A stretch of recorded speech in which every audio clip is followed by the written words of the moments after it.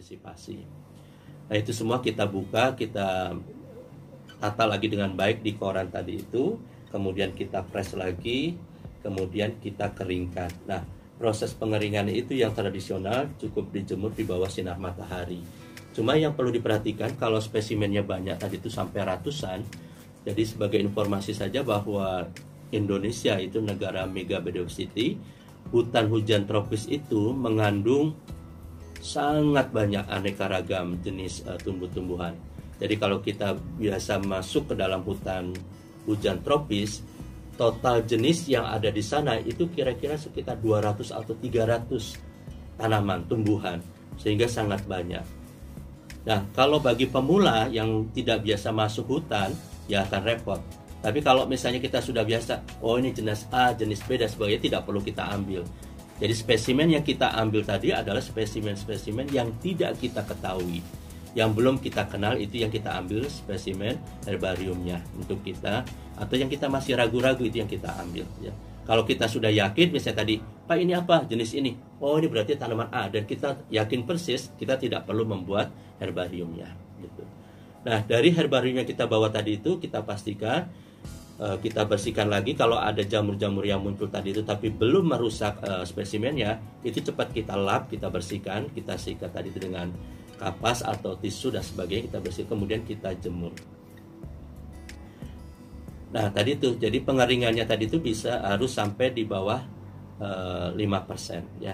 Nah, untuk bisa mengeringkan tadi itu sekarang banyak cara sebenarnya. Jadi bisa dengan sinar matahari, atau sebenarnya juga yang cukup bagus dengan kondisi AC. Jadi misalnya kita bisa, kalau ini untuk yang misalnya Anda berperan sebagai tadi itu pihak yang menangani herbarium atau simplicia, kita buat saja ruangan yang tidak terlalu besar, terdiri dari rak-rak dan sebagainya. Kemudian AC misalnya dengan AC 1 PK atau setengah PK kan gitu ya. Nah, itu herbarium kita masukkan di ruangan tadi itu. Karena AC itu dia dingin dan kering ya. Jadi dia bisa mengawetkan spesimen tumbuhan tadi itu dengan sangat baik. Jadi karena tidak dengan menggunakan radiasi sinar dan panas, maka keringnya spesimen tadi itu sangat bagus. Dia kering hijau. Jadi sebenarnya untuk simplicia kalau saya sarankan seperti itu. Atau bisa juga kita menggunakan alat yang namanya dehumidifier. Cuma ini juga kurang optimal karena tidak mampu menyedot kelembapan tadi itu dengan optimal. Jadi sebenarnya dengan menggunakan AC itu sangat baik. Kemudian yang lainnya bisa juga kita menggunakan silika gel, itu untuk bunga kering, buah kering dan sebagainya, itu kita masukkan di situ ya, supaya dia bisa terserap oleh silika gelnya tadi itu. Nah, ditambah lagi misalnya sudah silika gel kita masukkan di dalam ruang AC dan sebagainya. Nah, kembali ke awal tadi itu, kalau pengeringan sinar matahari bisa kita bantu dengan membuat rumah pengeringan. Jadi rumah pengeringan itu adalah suatu alat atau rumah model kayak model seperti rumah kaca, rumah plastik yang kita kasih rak-rak dan sebagainya, tapi semuanya tertutup. Dan seluruh cara misalnya terkait dengan mengumpulkan panas dan radiasi tadi itu kita gunakan. Jadi kita bisa menggunakan misalnya seng yang berwarna hitam untuk alasnya, kemudian kita bisa membuat kerucut di atas, tapi di atasnya nanti kita kasih semacam lubang, tapi di atasnya tetap ada ininya. Oleh sebab itu mungkin nanti uap air tadi itu akan menguap ke atas dan keluar, dia tidak balik lagi. Nah, juga untuk mempercepat kita bisa menggunakan kipas angin. Jadi gabungan antara kipas angin terus radiasi sinar yang terperangkap di dalam rumah pengeringan tadi itu, terus juga warna hitam tadi itu menangkap panas dan sebagainya, itu akan membuat si spesimen tadi itu, dalam hal ini kaitannya dengan tumbuhan obat tadi itu, bisa kering dengan cukup baik dan tidak terlalu lama. Jadi yang terpenting tidak boleh kena hujan tadi itu. Nah, setelah itu semua bagus, baru yang berikutnya kita memasangkan spesimen herbarium tadi itu ke dalam portofolio yang sudah kita siapkan, ke dalam lembar kertas karton yang sudah kita siapkan tadi itu, terus kemudian kita tempelkan. Dan untuk menempelkannya ini maka juga harus hati-hati, karena misalnya kita bisa menggunakan selotip, tapi dalam jangka waktu yang lama selotip ini pun bisa bisa menyebabkan dia jamuran selotipnya, dan itu bisa menjadi sebab dari rusaknya dari herbarium tadi itu. Oleh sebab itu bisa digunakan misalnya bahan-bahan lainnya, apakah itu super glue ataukah itu misalnya apapun lainnya. Bahkan ada juga yang dijahit gitu. Kalau dijahit kan dia tidak akan menyebabkan jamuran tadi itu. Dan yang tidak kalah penting di dalam kaitan portofolio tadi itu adalah tadi itu uraian atau keterangan dari spesimen yang kita pasangkan di situ. Nah, kalau kaitannya dengan portofolio kehutanan dan sebagainya, itu ada aturan-aturan dan sebagainya, kita tidak bahas di sini ya. Itu bisa lihat nanti di ini. Yang terpenting kalau nggak salah nanti juga ada di sini ya. Oke, lanjut. Nah, ini tadi sudah ya kita. Ini yang ketiga salah nih. Jadi sebenarnya yang ketiga ini adalah kita kayak sekarang itu menggunakan nitrogen cair. Jadi apa yang saya sampaikan di sini, dehumidifier, silica gel, ruang AC atau nitrogen cair. Kalau Anda pernah makan makanan itu yang apa sih namanya itu yang beruap gitu tapi dingin, itu kan menggunakan nitrogen cair, itu sebenarnya bahaya itu ya. Nah, itu kalau misalnya kita bisa menggunakannya ke tanaman, itu bisa langsung kering. Ya, keringnya tadi itu udah kering bagus karena dia dalam kondisi ya tadi itu bahan-bahan organiknya langsung statis karena kandungan airnya terampil semuanya. Oke, selanjutnya. Nah, ini mengenai pengawetan ya. Untuk mengawetkan tadi itu adalah dalam pengertian bahwa kita mampu atau si tumbuhannya tadi itu bisa kita simpan dalam jangka waktu yang lama dan dia tidak berubah, tidak rusak spesimennya tadi itu.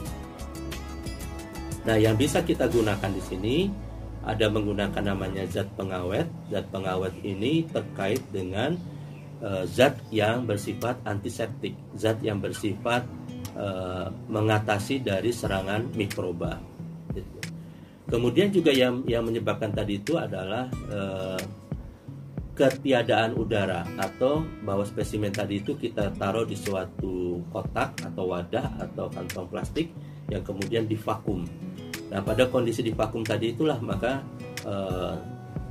jarang ada yang termasuk dalam mikroba dan juga yang lainnya yang bisa merusak dari spesimen herbarium tersebut.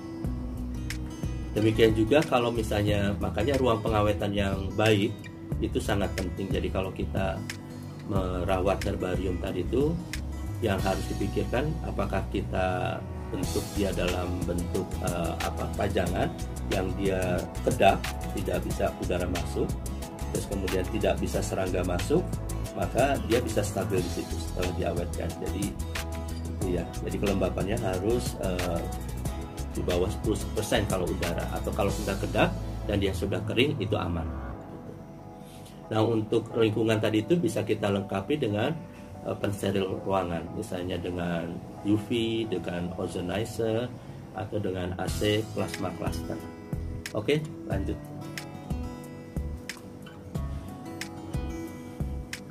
Nah, tadi sudah kita bahas bagaimana kita membuat herbarium. Nah, kemudian terkait dengan pengenalan jenisnya tadi itu atau memastikan jenisnya tadi itu bagaimana. Jadi kalau kayak tadi itu misalnya ada pertanyaan, saya mau membuat herbarium ini, misalnya ini jenis yang saya pakai dan saya pentingkan. Setelah dibuat, kemudian kita ingin mencari ini jenis apa, maka ini ada beberapa cara yang terkait tadi ini ya. Jadi untuk mengetahui jenisnya tadi itu, maka kita bisa menggunakan buku-buku pengenalan jenis tumbuhan ya, yang berisi mengenai deskripsi taksonomi, sebaran, tempat tumbuh, kondisi habitat dan sebagainya. Buku-buku itu banyak ya. Dan sekarang juga ada misalnya beberapa, jadi kayak misalnya IPB kita juga sudah pernah dulu membuat database mengenai tumbuhan obat, database mengenai bambu. Kemudian juga bahkan di IT di ini internet sudah ada aplikasi untuk pengenalan jenis tanaman, yaitu PlantSnap ya, maaf ini salah tuh, PlantSnap. Nah, itu tinggal kita masukkan foto, nanti dia berusaha untuk mencocokkan dengan data yang dimiliki, nanti akan keluar nama jenisnya. Demikian juga dengan audio video tadi itu. Jadi nah ini untuk pada kondisi seperti sekarang, maka kita di dalam melakukan tadi itu survei tadi itu tidak hanya herbarium, kalau perlu kita foto, terutama tadi itu kaitannya dengan foto bunga dan buahnya, terus juga tanaman, pohonnya, kondisi realnya di lapang. Nah itu sangat membantu sekali di dalam kita berusaha untuk mengidentifikasi atau determinasi jenisnya tadi itu. Nah pada perkembangan yang lebih lanjut seperti saat ini, bahwa spesimen hidup tadi itu sudah bisa disimpan. Jadi kalau ada istilah konservasi in vitro, ini adalah konservasi atau mengkoleksi di dalam botol kultur. Jadi spesimen hidup itu kita tempatkan di sana. Koleksinya itu kita taruh di dalam botol. Nah, Esa Flora sudah merintis itu dan saat ini sudah mengkoleksi kira-kira 300 jenis tumbuhan, tanaman yang karena ini terkait dengan biaya dan sebagainya, maka yang kita koleksi yang bisa menghasilkan uang, jadi seperti anggrek, terus sekarang sedang ramai itu adalah philodendron, anthurium, ya, monstera variegata dan sebagainya, itu kita kulturkan. Dan itu manfaatnya sangat banyak sekali karena tadi itu bisa kita munculkan lagi, kita hidupkan lagi, kita perbanyak lagi, bisa kita buat bibit. Dan bahkan itu bisa menjadi bank plasma nutfah. Ya, jadi gen bank kita bisa menggunakan. Jadi beberapa pihak, misalnya farmasi, bisa menggunakan itu untuk meneliti kandungan bahan obatnya. Ahli genetik bisa menampilkan itu, menganalisa genetiknya dan sebagainya. Jadi pengertian dari spesimen tadi ini yang herbarium itu untuk mencocokkan, maka perkembangan lebih lanjutnya nanti terkait dengan pemanfaatan dan sebagainya, kita sampai kepada konservasi in vitro tadi itu, mengoleksi jenis di dalam kultur. Oke, lanjut. Nah, ini kita lihat bahwa sebenarnya dari sekedar mengeringkan tadi itu, ya maksudnya dari herbarium ini tidak hanya sekedar untuk mengidentifikasi, tapi juga bisa menghasilkan uang. Nah, pada tanaman-tanaman yang memang herba, ini adalah di sini gambarnya adalah jenis-jenis tanaman herba kecil-kecil. Jadi kalau Anda semua pernah memperhatikan jenis-jenis dalam tanda kutip gulma, ya saya sebenarnya kurang setuju dengan istilah gulma, karena gulma tadi itu konotasinya negatif kan gitu ya. Padahal setiap individu di dunia ini punya fungsi dan peran. Gulma tadi itu adalah label dari si manusia yang dia usahanya tidak mau terganggu oleh adanya herba-herba kecil ini karena dia sedang membudidayakan sesuatu. Tapi secara ekosistem sebenarnya mereka mempunyai fungsi dan itu sebenarnya cantik sekali. Kalau Anda perhatikan herba-herba kecil itu sedemikian cantik, unik, dan menarik sekali. Nah itu kalau kita bisa munculkan di selembar ini tadi itu, kertas tadi itu dalam bentuk portofolio, tapi untuk tujuan tadi itu pajangan, untuk tujuan desain dan juga pembelajaran secara langsung. Di situ ada nama jenisnya dan sebagainya. Oh ini tahu jenis namanya misalnya ekor tifus, ya misalnya tumbuhan obat ekor tifus dan sebagainya. Oh ini yang namanya krokot, oh ini yang namanya apalagi dan sebagainya. Jadi itu bisa pembelajaran yang sangat bagus. Demikian juga dengan dekorasi interior, lukisan timbul. Nah ini banyak sekali dilakukan sekarang, termasuk juga misalnya bunga kering. Nah bunga kering itu untuk aromaterapi, jadi misalnya kita gunakan itunya, zatnya tadi itu, dan kita berikan di bunga keringnya tadi itu. Demikian juga motif-motif yang berlandaskan pada tadi itu karakteristik dari morfologi atau tekstur atau bentuk dari aneka ragaman tumbuhan tadi itu. Jadi coba Anda perhatikan sekarang sedang ramai motif atau lukisan atau desain yang terkait dengan monstera variegata. Entah itu di lukisan, entah itu di baju, di batik dan sebagainya.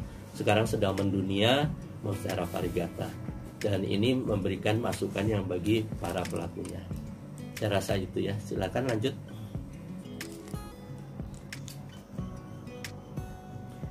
Nah ini contoh adalah ini di kantor saya mengenai Simplicarium. Jadi untuk bisa memperkenalkan Simplicia tadi itu kita mengoleksi Simplicia tadi itu untuk pembelajaran. Jadi diperlihatkan sini macam-macamnya, dan di situ juga ada kotak-kotak tadi itu untuk penyimpinan Simplicianya. Oke, lanjut. Nah, ini adalah bentuk-bentuk cara pengawetannya. Jadi kalau misalnya kita ingin menghadirkan tadi buahnya dan sebagainya tadi itu, maka kita masukkan dalam botol-botol yang kemudian kita tutup rapat, dan dia sebaiknya udaranya ber-AC tadi itu supaya kondisinya dingin dan bersih.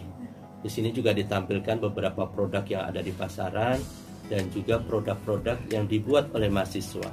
Jadi mahasiswa belajar bagaimana mengelola Simplicia, mengolahnya dan membuat formulasinya menjadi produk jamu ya.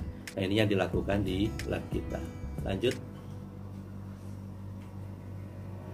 Nah, ini adalah herbarium yang kita miliki. Jadi kita dominan di sini yang terkait dengan jenis tumbuhan obat, tumbuhan langka, tumbuhan liar, tumbuhan bermanfaat lainnya. Jadi kita masukkan ke dalam lemari-lemari. Ada yang jadi herbarium tadi itu kita tata berdasarkan nama daerahnya atau susunan abjadnya, atau berdasarkan lokasi survei ya, lokasi survei. Nah, kita lihat di situ bahwa sasaknya tadi itu dari kayu, ada yang model sekrup dan ada juga yang model itu tadi itu ya, model kayak sasak bambu. Nah, itu lemari-lemarinya yang sebelumnya dari kayu kita sudah ganti dengan lemari besi supaya tidak dimakan rayap, karena bahaya rayap tadi itu. Selain dia makan kayu, lemarinya juga nanti bisa menghabiskan Simplicianya itu herbariumnya. Oke, lanjut. Nah, kita lihat di sini bagaimana contoh herbariumnya. Jadi tadi itu daun dengan tipe percabangannya gitu ya, atau bentuk tadi itu. Kalau untuk yang itu paku-pakuan tadi itu terlihat bagaimana pertumbuhannya daunnya dan sampai kepada akarnya. Nah, di sini kita lihat di sini adalah label keterangannya, belangkonya tadi itu terdiri dari beberapa hal yang perlu dicatat, termasuk misalnya yang orang mengkoleksinya siapa, di mana, tanggal berapa dan sebagainya. Nah, biasanya ini untuk kaitannya dengan di awal tadi, misalnya spesimen ya, terus juga genusnya, familinya belum diketahui kalau misalnya kita belum cari ya. Jadi misalnya kita hanya tahu nama cengkehnya saja misalnya gitu. Jadi yang di atas tadi itu dilakukan identifikasi atau determinasi secara mandiri, kita yang melakukan dengan tadi itu melihat sampel-sampel yang ada, pembanding yang ada, atau literatur ada yang ada, atau buku-buku mengenai determinasi, atau buku-buku mengenai flora yang ada. Nah, itu cara untuk ininya kemudian kita masukkan di sana ya. Jadi selain itu data yang diperlukan tadi itu di pulau mana, terus kawasannya, habitatnya, dan kemudian di bawah itu catatan note ya. Jadi sebenarnya catatan di sini terkait dengan misalnya etnobiologinya, dia bisa berkhasiat apa, apakah punya peran penting atau beracun apa tidak, atau kondisinya gimana, itu catatan yang di bawahnya. Oke, itu selanjutnya. Nah, ini bahwa awetan tadi itu, nah di YouTube itu ada yang mengatakan bahwa herbarium itu digunakan istilahnya untuk seluruh awetan spesimen termasuk satwa. Jadi sebenarnya kurang tepat ya, karena herbarium tadi itu untuk tumbuhan saja. Jadi untuk satwa sebenarnya tadi sudah berbeda lagi ininya penggunaannya. Tapi yang saya maksudkan di sini bahwa kemampuan kita mengawetkan dan menjaga supaya bahan organik itu tetap kering dan baik, itu bisa kita manfaatkan untuk membuat produk-produk yang bernilai. Jadi kayak ini kan cantik sekali ya. Nah, ini yang kupu-kupu ini buatan mahasiswa IPB, Himakopa IPB, itu cantik sekali itu. Demikian juga nih yang kanan dia adalah kerang-kerangan dan sebagainya. Oke, lanjut. Nah, ini adalah spesimen. Jadi kalau Anda lihat itu yang di atasnya itu adalah kenop dari Rafflesia. Ini jenis tumbuhan yang sangat langka. Jadi Rafflesia ini adalah masuk kategori holoparasit. Jadi dia parasit full, dia hanya tumbuh di inangnya, tidak bisa berfotosintesis. Satu-satunya organ yang muncul itu hanya bunganya. Nah itu knopnya tadi itu, dia belum mekar, itu yang di atas. Nah yang bawahnya itu adalah inangnya. Inangnya ini adalah berupa liana, ya, liana yang besar sekali. Dan Rafflesia tadi itu hidup di dalamnya. Jadi sebenarnya bentuk vegetatif dari Rafflesia ini, Rafflesia padma tadi itu ada di dalam inangnya. Jadi berupa miselium. Jadi dia sebenarnya seperti jamur, ya, berupa miselium di dalam inangnya tadi itu. Begitu sudah dewasa dia akan muncul ke permukaan, membentuk knop dan akhirnya berbunga. Jadi proses pembungaannya tadi itu makan waktunya cukup lama. Mulai dari knop tadi itu sampai dia mekar itu 9 bulan. Jadi sangat lama sekali dan sangat jarang. Oleh sebab itulah perlu diperhatikan, karena dia sudah sangat langka. Oke, selanjutnya. Nah ini contoh dari awetan untuk satwa. Ini berasal dari lab satwa liar. Ini juga di Fakultas Kehutanan IPB. Jadi dengan mengawetkan yang baik dan mengeringkan yang benar, kita bisa mengawetkan. Mungkin nanti anak cucu kita tidak akan pernah lihat ini harimau Sumatera atau harimau Jawa misalnya, ya, atau macan tutul, atau yang sekarang ini yang juga sudah mulai langka misalnya terenggiling, ya, manis javanica ini sudah jarang dilihat. Demikian juga ini untuk spesimen basah, ini untuk kelelawar tadi, ya. Oke, lanjut. Nah ini adalah sumber foto, sebagian kita ambil dari internet. Baik, terima kasih. Itu saja. Silakan Mbak Anita.